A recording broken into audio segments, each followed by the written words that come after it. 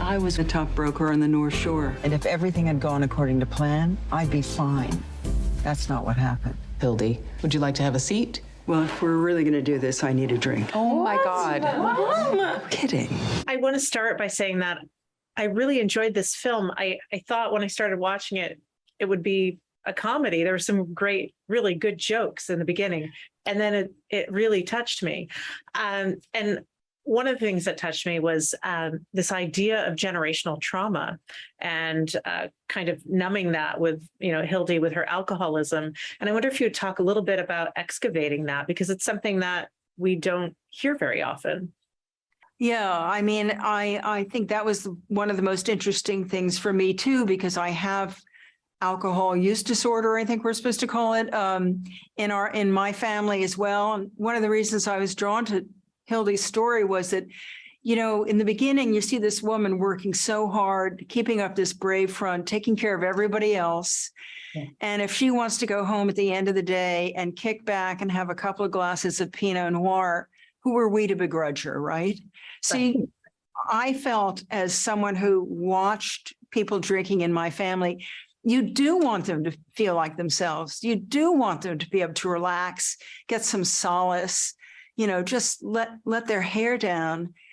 And so because she talks to the audience, you're kind of like at the bar with her, hearing her side.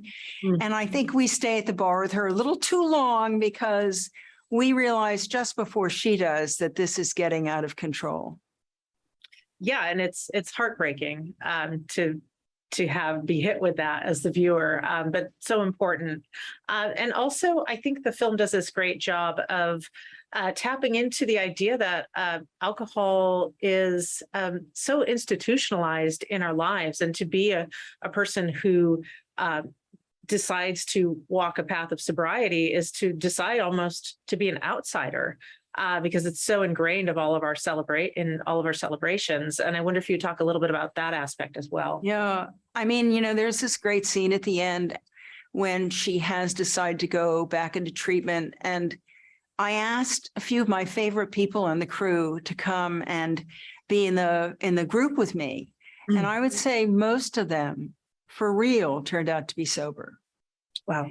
So I think people who believe in sobriety for themselves ended up working on this movie.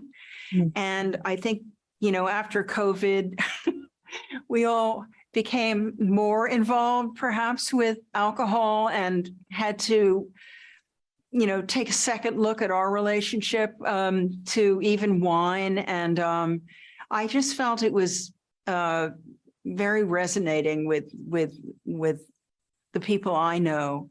It's about a lot of different things, and love is a very powerful thing in the movie. Love from Frank Getchell, who Kevin Kline plays, but the love from her daughters, and frankly, the love for herself, which I think Hildy has lost that for a while, and she has to come back to herself. Yeah. Wonderful. Thank you. And then this also resonated for me, this idea of, I'm from New England, so being a New Englander and, having the stiff upper lip, and we don't talk about our problems and all of that. And I wonder if you would talk a little bit about that notion of the film as well. Totally. She's a Yankee through and through. And, I had an English mother, so it's completely stiff upper lip. Don't talk about yourself. No one wants to hear about it. And that's, Hildy has many reasons for not wanting to talk about the past and for putting a lot of distance between her and her childhood because her mother had mental problems. And that's why success, I think, means so much to Hildy. And to be able to be the other kind of mother. So when her own daughters accuse her of being like her mother, who was unfortunately a kind of an alcoholic that, Hildy had to carry out of bars, Hildy's like, what are you talking about?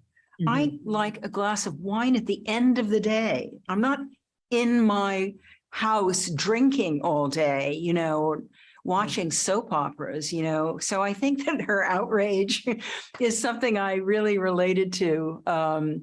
And of course, she's such a smart woman, but she's not very smart when it comes to herself. She's so perceptive about everyone else in the town. In fact, they call her a witch.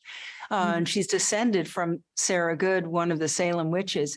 But when it comes to her own issues, I think, Hildy can't see. And so she takes us into her confidence, and you can't help but be on her side because she's really funny and she's telling you the truth. She's opening her heart to you, and you want her to get whatever solace she can out of the bottle, until things turn around for her. Unfortunately, it's not that simple. Right. Thank you. And then also the film is so multifaceted and just touches on so many important pieces of our culture. And also there's the idea that Hildy is a woman of a certain age who has, made a life for herself. She's made a life for her family. And, for a little while, her daughters clearly love her, but they're also angry with her. And there's this expectation that is put on women to be perfect in ways that, not everyone needs to be. And I wonder if you would talk a little bit about that. I think so. I have a daughter.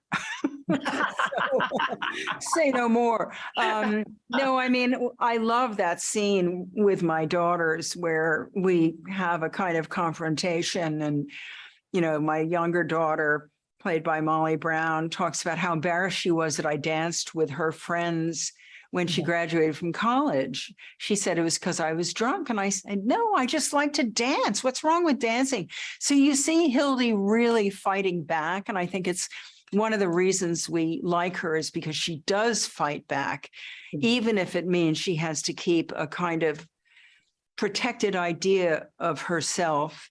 But I was on Hildy's side like the entire time.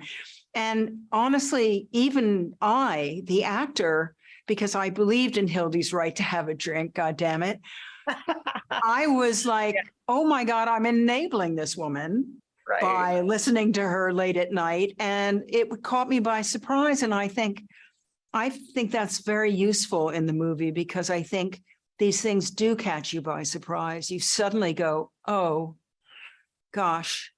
And it can be a very painful journey ahead. Right. Yeah. Thank you. One thing I also enjoyed about this film is this friendship between Rebecca and Hildy. And, Rebecca goes off the rails a little bit and hurts Hildy. But I love that rather than it just be these women warring, that Rebecca comes back and extends an olive branch and apologizes and says, I was wrong, which I think is so important to see. And would you talk a little bit about that, showing these women who can come together in some way? Well, I think it's wonderful that Hildy finds a friend in Rebecca, someone who accepts her, doesn't judge her for having a drink, and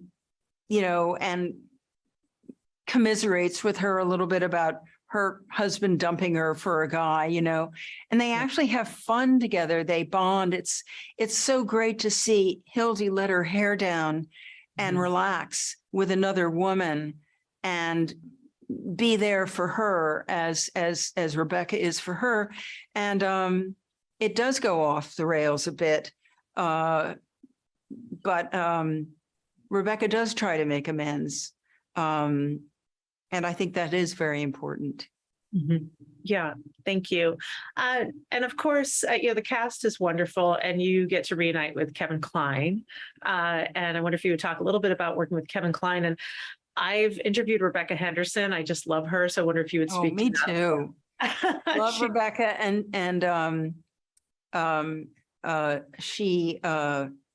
Rebecca played also, I just did a movie called Call Jane.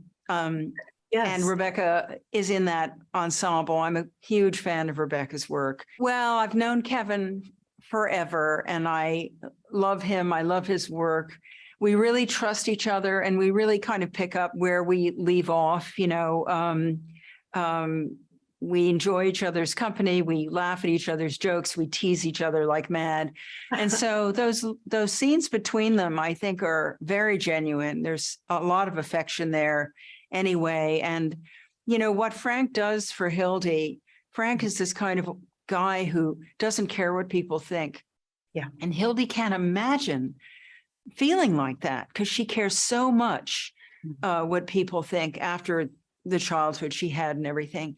So it's really, he's like a revelation to Hildy, and one that she has to, gosh, takes her a long time to realize that it's for real and that he's not going anywhere. And it's kind of a miracle, but she also